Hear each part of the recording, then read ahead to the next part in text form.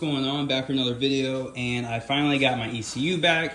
MHD is uploaded, my newest Reflex is uploaded, so it's pretty much ready to drive. However, a couple things I've already encountered. One, my turbo is not spinning, which is kind of weird. I think maybe it's been sitting for 3 weeks to a month. Maybe it just needs to get lubricated. My other issue is, for some reason, injector number 3 is open. You can see that right there, open load, which is weird. This didn't happen before, but now all of a sudden it's happening. All right, so I got the turbo situation figured out. It is spinning. It looks weird on camera, but it is actually spinning really fast. I just kind of gave it some boost, went out and drove a little bit, it's really windy. Gave it a couple like 2-3 pound PSI pulls, just barely getting on it, just enough to make boost. And now it's working. Swap 2 and 3. 2 and 3, it didn't follow. It stayed on number 3. And I go to pull out number 3, and this wire literally just fell out. So I think that's what the issue was. So I'm gonna have to repin this. That does check out, but I did swap the injectors to see if for some reason it was an injector issue. It wasn't an injector issue, so it's definitely a wire issue, and that'd be it. So it looks like the little pin came loose, and that you can see in there, it honestly doesn't look like it was crimped on very tight. So now I gotta buy pins, and for some reason I can't find my pin tool, or my D-pin tool.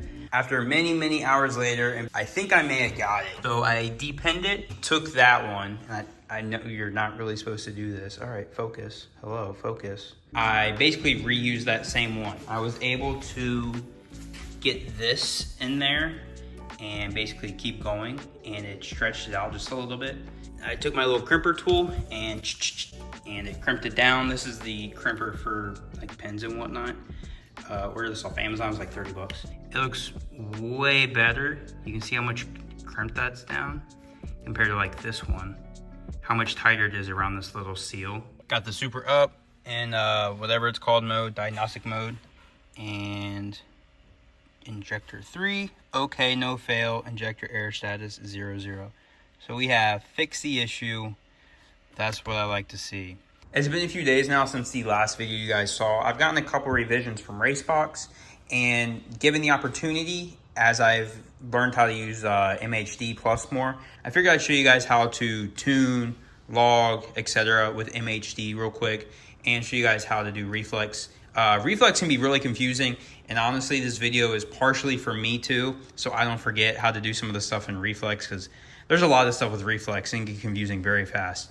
All right, so the first thing I'm going to walk you guys through is TunerPro.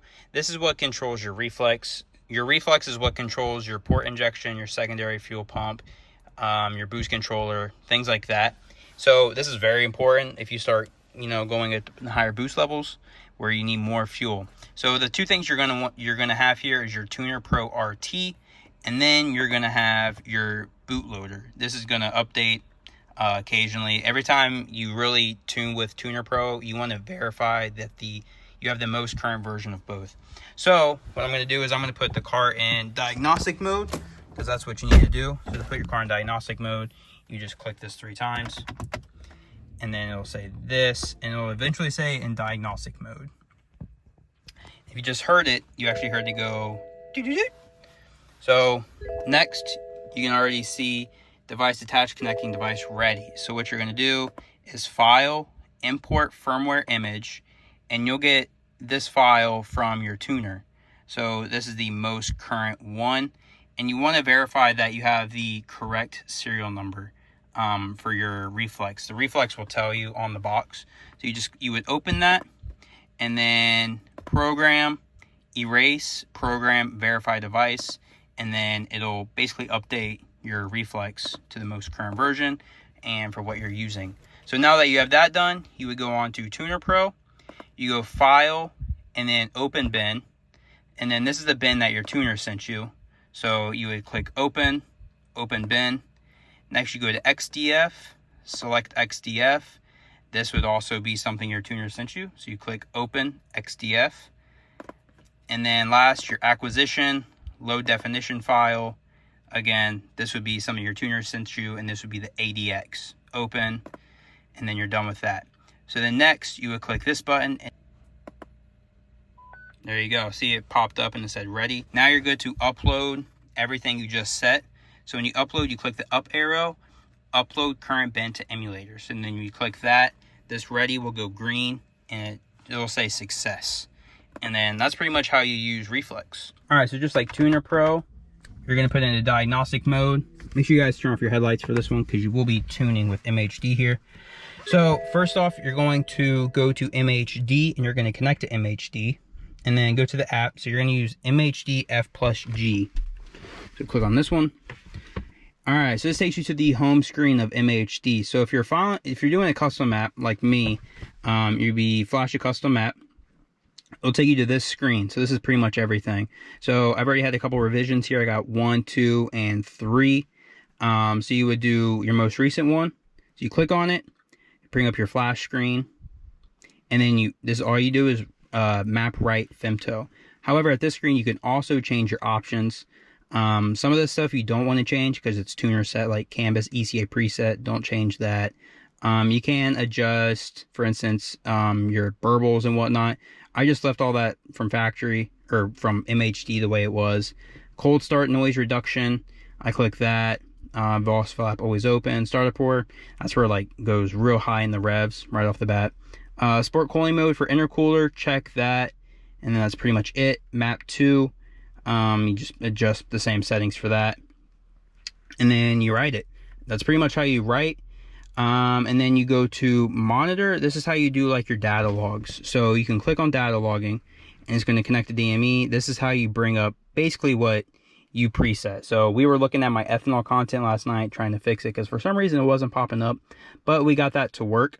But you can change it. So you can click on it. You can change it to any of these settings here. You got a lot of options.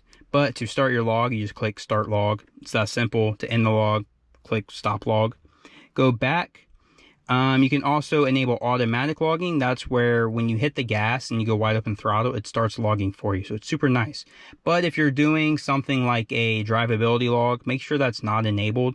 That way you can data log. And then start app on log.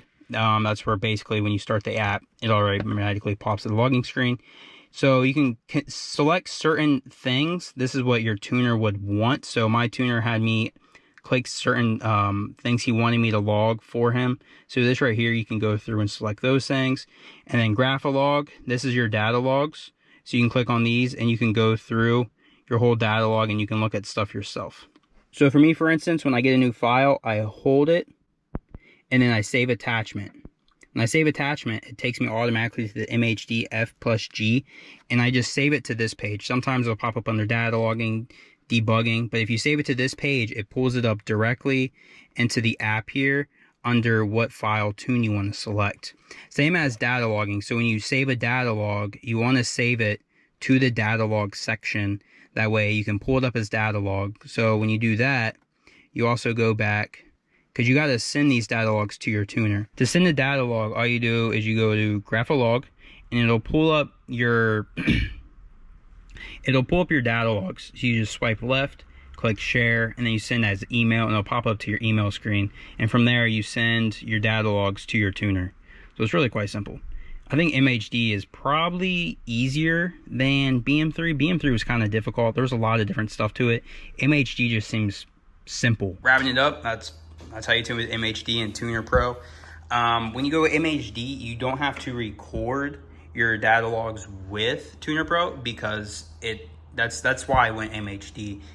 Port injection is integrated into MHD, so now you no longer have to do that, which is huge because that was annoying. You got a data log with your phone, and you got a data log with TunerPro, and it just kind of makes it a headache.